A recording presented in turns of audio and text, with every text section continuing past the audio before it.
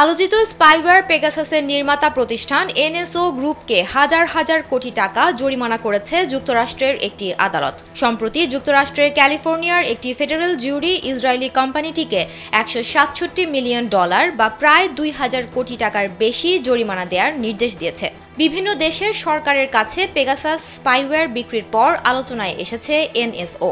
এ নিয়ে এতদিন ধরে সাফাইও গাইছিল প্রতিষ্ঠানটি। তাদের দাবি, কেবল জাতীয় নিরাপত্তার স্বার্থে যাচাই করা সরকারি সংস্থাগুলোর কাছেই কোম্পানি স্পাইওয়্যার বিক্রি করে। কিন্তু তদন্তে বেরিয়ে এসেছে কর্তৃত্ববাদী সরকার দমন পীড়নের হাতিয়ার হিসেবে পেগাসাস ব্যবহার করেছে।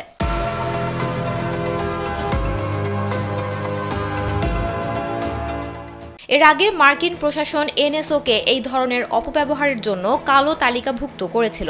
যদিও এই বিশাল অঙ্কের জরিমানা আদায় করা কঠিন হতে পারে, তবে এই রায় একটি নতুন দৃষ্টান্ত স্থাপন করেছে। এখন থেকে স্পাইওয়্যার কোম্পানিগুলো তাদের গ্রাহকদের সরকারি সংশ্লিষ্টতা থাকা সত্ত্বেও সরাসরি মার্কিন আদালতে জবাবদিহি করতে বাধ্য থাকবে।